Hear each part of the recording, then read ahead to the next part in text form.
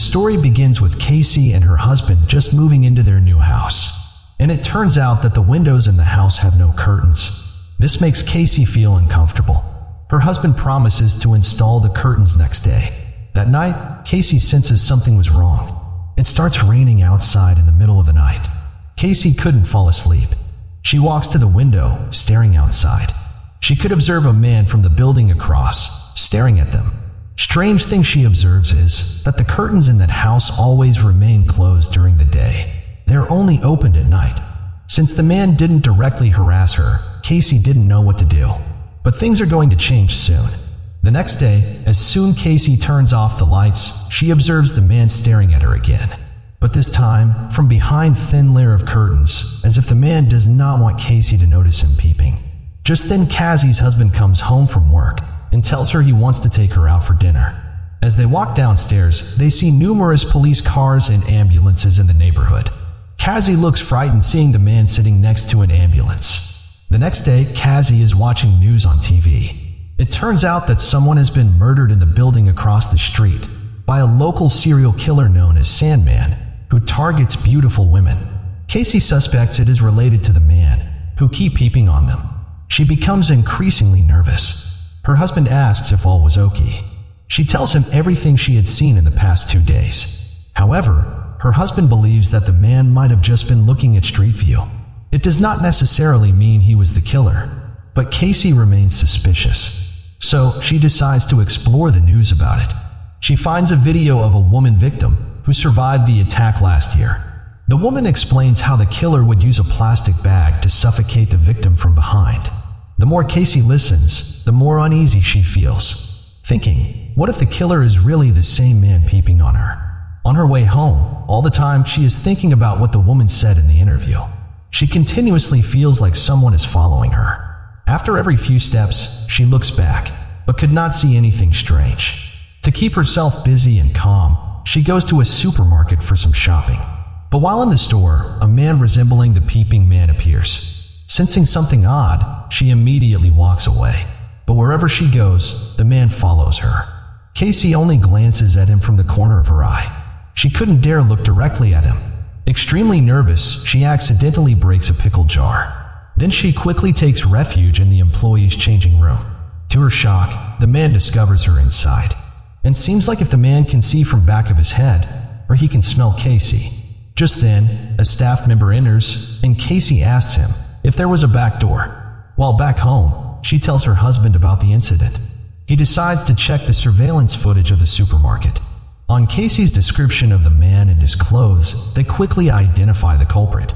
Casey says this is the same person who has been staring at her. But her husband, who clearly seems to be a total jerk, thinks there is nothing unusual in the footage. He even suggests the man might have been looking at someone else. Ignoring her pea-brain husband, Casey silently takes a picture of the man with her phone. The next day, as her moron husband leaves the house, she grabs her breakfast and sits by the window, looking at the building across. She wants to prove that the man following her was indeed the man from the opposite building. She sits there all the day, but the man does not show up. She whispers, could it be that she was just overthinking? Then suddenly, someone knocks on the door. Casey nervously walks over and opens the door cautiously, only to find an elderly woman asking something. But Casey couldn't understand her language. Luckily, a neighbor, who was just returning home, explains that the woman was looking for her lost cat. The neighbor warmly invites Casey to her house for a drink. They instantly click, as if they were long-lost friends, and have a great time chatting. The woman tells Casey that this area is a bit dangerous, so she always keeps a gun hidden in her drawer. While back home, fueled by the alcohol, Casey musters the courage to open the curtains. As expected, the man is standing there. To confirm if the man was really watching her, she raises her hand and waves. However, there is no reaction from the man. Perhaps she had been overthinking it after all, she whispers. Just as Casey breathes a sigh of relief, the man responds, leaving Casey frozen in fear. As her moron husband returns home, she tells him that the man from the building across had just greeted him, and the idiot calls the police. Giving the photo to police officer, Casey tells them that the man must be him. The police go to the building to verify, while Cassie is impatiently waiting. She keeps looking at the building across, hoping for some solution. Finally, when her moron husband returns, Casey eagerly asks if it was the man from the supermarket. But the idiot believes that even if it was the same person, it is insignificant. We all live in the same neighborhood, and it is normal for people to stand by windows. Moreover, encountering someone at the supermarket was a common thing. Could it be that you're just not adjusting well to the unfamiliar environment? Casey didn't argue and lock herself inside the room. The next day, she encounters the same man on the street. To dig out the truth, she embarks on a day-long pursuit, tracking his movements. The trail leads her to a gloomy alley, at the end of which there is a bar. And it turns out the man works there as a janitor, and the neighbor woman also happens to be an employee at the bar. Casey asks the neighbor if she was being too sensitive. The neighbor advises her, if your husband doesn't believe you, then you need to protect yourself. While back home, Casey props a chair against the door lock to feel some safety illusion. But as she prepares to sleep, someone suddenly grabs her from behind. Luckily, it was just a dream. However, just then, she hears some disturbing noise from the neighbor's house. She rushes to knock on the neighbor's door, alerting the surrounding neighbors. The landlord also arrives hurriedly and opens the door, only to discover the elderly woman's lost cat. There is no trace of a neighbor. However, Casey didn't give up on finding her neighbor. She calls the bar to ask if the neighbor had come to work. They inform her that the neighbor had taken a few days off, and they don't know about her whereabouts. Noticing knocks on neighbor's door, she again comes out to check, and notice a man continuously knocking. The man turns out to be the neighbor's boyfriend, who claims they had planned to attend a concert together the previous night, but she did not show up. Casey asks him for the neighbor's phone number to call her. To her surprise, the phone rings inside the house. The man, assuming his girlfriend didn't want to see him, turns to leave, but Casey stops him, asking him to accompany her to the building across to clear her doubts. They go to the man's apartment. Casey watches from distance as the man knocks on the door. However, despite repeated knocking, there is no response from inside. Just then, the man receives a phone call and tells her he needs to go, but Casey still asks if he could try again. The man resorts to shouting and cursing, but there is no response, so he leaves. Determined, Casey herself knocks the door, and this time, someone finally answers. However, it is an elderly man, and Casey had no choice but to apologize and leave. Just then, while waiting for the elevator, she coincidentally encounters the man who had been following her. Shocked, Casey quickly presses the elevator button to run. Later, the police arrive at her house, and it turns out that the man from the building across had filed a complaint against Casey. He accused her of constantly harassing him through the window every day and even sending people to threaten his father. However, the police consider it a misunderstanding, and Casey has no choice but to shake hands with the man as a gesture of goodwill. Afterwards, Casey's husband tells her that police have arrested the real serial killer.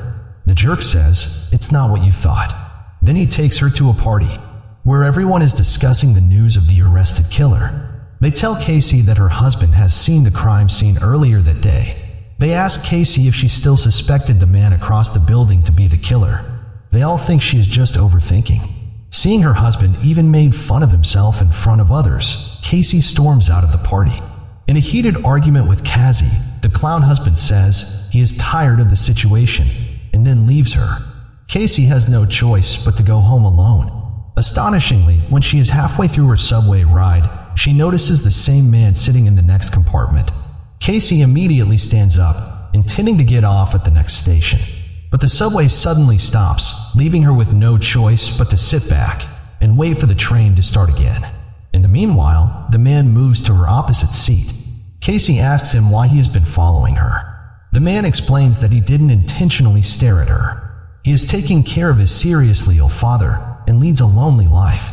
So, he likes to observe things outside the window. No one had noticed him before. But that day, Casey greeted him, so he responded. He didn't understand why she considered it harassment. Calling the police to investigate would have been enough, but scaring his father by having a man knocking and cursing on the door was unnecessary. Cassie is terrified of his cold behavior. As soon the train stops, she immediately gets off and rushes home as fast as she could.